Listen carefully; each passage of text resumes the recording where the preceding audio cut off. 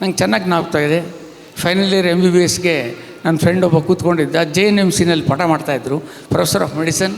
My dear students, do you think people are living because of our medicines?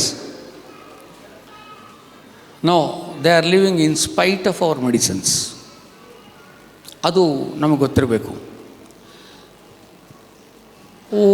ಆಧುನಿಕ ವೈದ್ಯಕೀಯ ಪದ್ಧತಿಯ ಪಿತಾಮಹ ಎಂದು ಕರೆಸಿಕೊಂಡಿರುವಂತಹ ಸರ್ ವಿಲಿಯಂ ಆಸ್ಲರ್ ಹೇಳ್ತಾನೆ, you have to teach the masses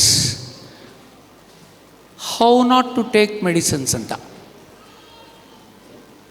ಅದು ಡಾಕ್ಟರ್ಸಿಗೆ ಹೇಳಿರೋವಂಥದ್ದು. ಭಾಳ ಅದ್ಭುತವಾಗಿ ನನಗೆ ಬಹುಶಃ ವಿಲಿಯಂ ಆಸ್ಲರು ಇವ್ರನ್ನೆಲ್ಲ ಆಧುನಿಕ ವೈದ್ಯಕೀಯ ವಿಜ್ಞಾನದ ಪಿತಾಮಹರುಗಳಿದಾರಲ್ಲ, ಅವ್ರದ್ದೆಲ್ಲ ಜೀವನ, ಅವ್ರದ್ದೆಲ್ಲ ಕತೆ, ಅವ್ರದ್ದೆಲ್ಲ ನುಡಿಗಟ್ಟುಗಳು ನೋಡಿದರೆ ಎಂಥ ದೊಡ್ಡ ವೈದ್ಯಕೀಯ ಪದ್ಧತಿಗೆ ನಾನು ಸೇರಿದ್ದೀನಿ ಅಂತ ಎದೆ ಎತ್ಕೊಂಡು ಹೇಳೋಕ್ಕೆ ಸಂತೋಷ ಆಗುತ್ತೆ.